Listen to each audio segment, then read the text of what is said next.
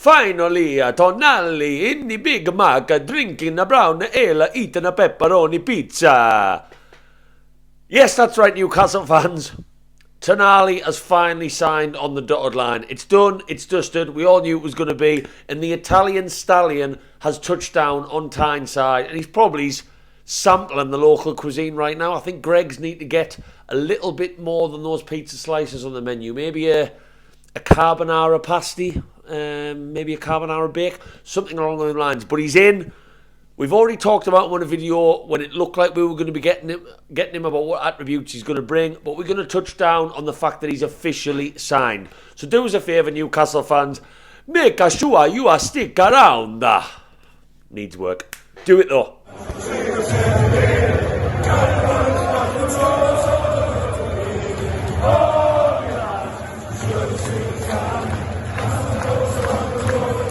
Welcome back to Black and White Banter, you lovely Newcastle fans. And can I say, with regards to this transfer market, Newcastle United have arrived.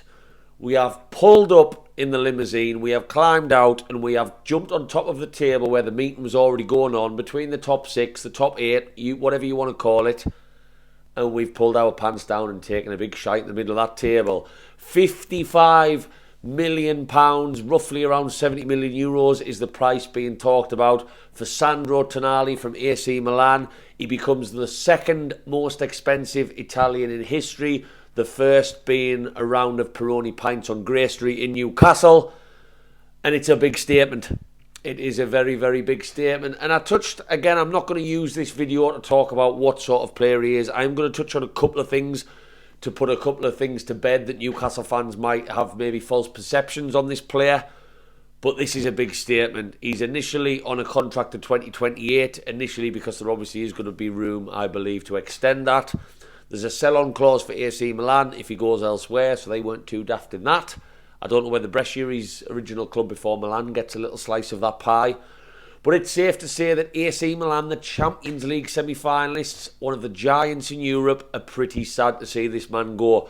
I was flicking on TikTok early this morning over my coffee, just searching the word Tonali, and there's so many videos from Italians. One guy chucking his AC Milan shirt away. Obviously, I couldn't understand what he was saying on the video, but this is a man that they saw as a captain, a leader, loved the club, lived and breathed them, bled black and red, and he loves Milan. So, you know, there was rumours about whether he was upset to be coming to Newcastle. I guess we'll never truly know, because maybe it was a case of the club told him that they'd accepted a bid. That didn't make him feel great, but then he moved on and realised what sort of opportunity was awaiting for him in Newcastle with Champions League football, Premier League football that I'm sure he probably watches on telly. We will never know. I would rather think that he didn't get upset, because I don't think Eddie Howe ever wants a player who is not going to buy into the ethos of what he's looking for as a character, which is someone who wants to desperately play for this football club. But we'll never know. He might have had tears behind closed doors. If he's a Milan fan, if someone comes in for me and I'm playing for this lovely badge right here, and Real Madrid came in for me, they probably couldn't afford me, so probably a poor example. Real Madrid came in for me and I was playing for Newcastle, my dream, living my dream, and I'd heard they'd accepted a bid and my move would maybe help them financially. Would I be devastated? Yeah, you know, I always think as a player, yeah, playing for Real Madrid would be nice, but I'm a little bit of like Alan Shearer's mindset. There's nothing better than playing for your hometown club. You live in your dream every day. Why do you need anything else? So I've always understood Shearer's mentality for that. People who say that he should have gone and he would have won more trophies.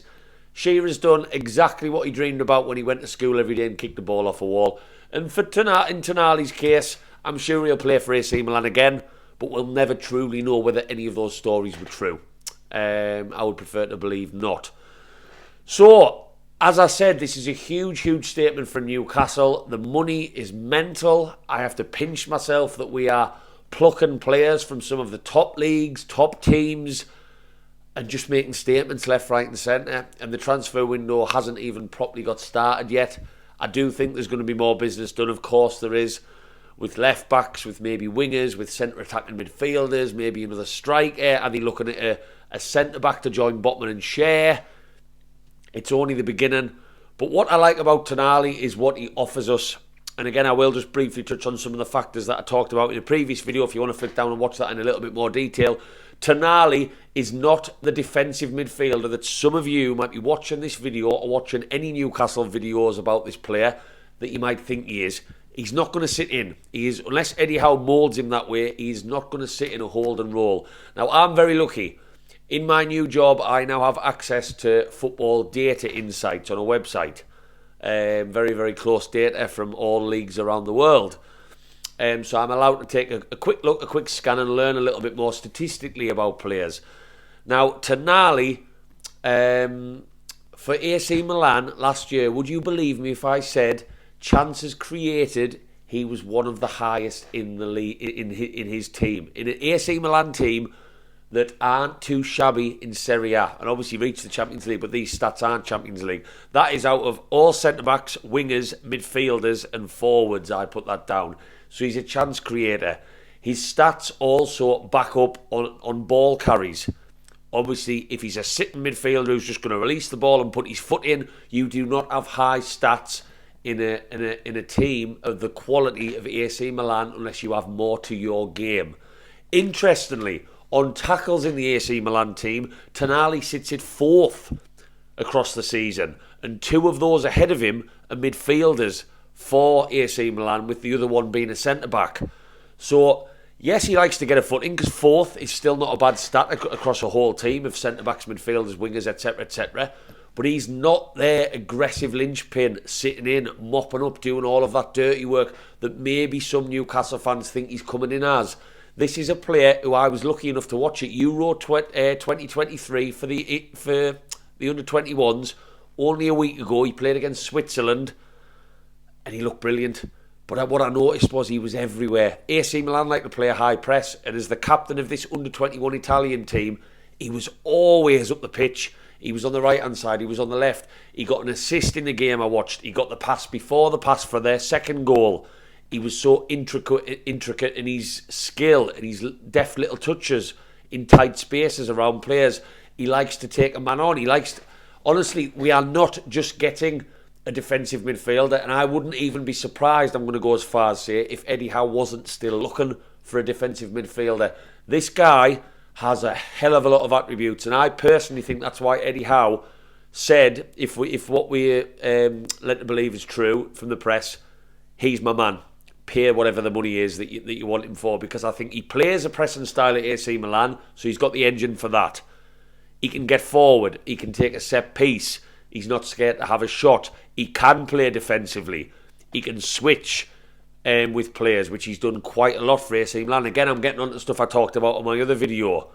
AC Milan play a system where very, very often during games, the left midfielder will switch with the central midfielder, and so on and so on and so on. Tonali, for them, quite often will drop in to the centre-back position and allow the centre-backs to carry the ball forward. We are getting an all-rounder, and if anyone has watched any of Newcastle United under Eddie Howe, we need midfielders who are versatile, who can cover every blade of grass, because my God, does Eddie Howe like to play an intense style. And is Eddie Howe going to adapt next season?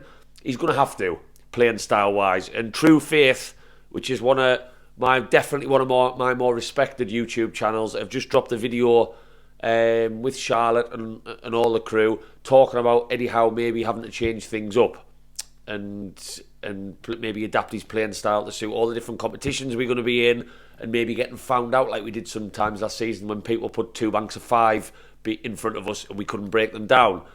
I agree with that, but my God, does this man fit into mixing up styles, because he is so versatile and it's a fucking exciting player. Don't forget, Newcastle fans, he's 23 and he's not the finished article. And if that's going to be our first signing of this window, obviously barring youngsters who we've brought in, wow. Absolutely wow. I'm still pinching myself. I'm really pinching myself. And not only all of that, look at the aggression on this guy. Hey, I get out of my pal's face, and now are you little Raji? Here, don't make me ask you again now, before I spark you out of you little divvy. Gonna get lost before I turn you into a pepperoni pizza, you little fucking Raji.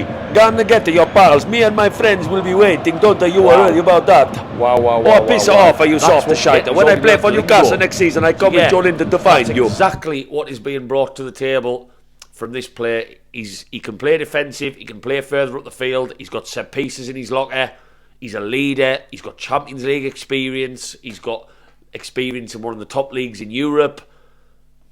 I think we could have a baller on our hands. And not only that, we are getting a player to complement your Brunos and your Joe Lintons. And they needed that last season. They really, really did. And he's another kink in that armour of your Joe Linton, Bruno, Willock, Longstaff. Do I think Longstaff's maybe going to get a stint on the bench next season with this player coming in? Yeah, I do. Is that really harsh on Longstaff? Does my heart bleed for him a little bit? Yeah, but I think we all knew Longstaff. We would love to see him progress and become a really, really elite player. Still unsure whether he's got that in his locker, but we know how important he was for us, and he will continue to be important for us. And I do like Sean Longstaff, I really do. I don't think he deserved a quarter of the grief he'd get at times if he maybe missed one chance in games earlier in last season. But Newcastle fans, we are off to a flyer. Get your spaghetti bolognese out and get your bottles of Moretti open, because Tonali is in tune, and my God, is that a statement start to a transfer window. Let us know your thoughts now the man is fully confirmed. Did you know that he's maybe a bit more of a defensive midfielder? Do you know more about him than me? Let me know in the comments. I absolutely love to read them. There'll be more videos I'm hoping coming up in the coming days as maybe some transfer talks spice up a notch. I will never be the page who talks about every single transfer link that any journalist anywhere in the world breaks. That's not the YouTube channel for that. There's plenty others you can find that shite on. But do us a favour, Newcastle fans, if you have lasted this long, whack a little like you do. That takes you no time. I actually forgot to ask at the start of this video. I must be letting standards slip. Whack that subscribe. That goes a very long way. And I will see you very, very shortly for hopefully more transfers along the lines of a £55 million man from AC Milan.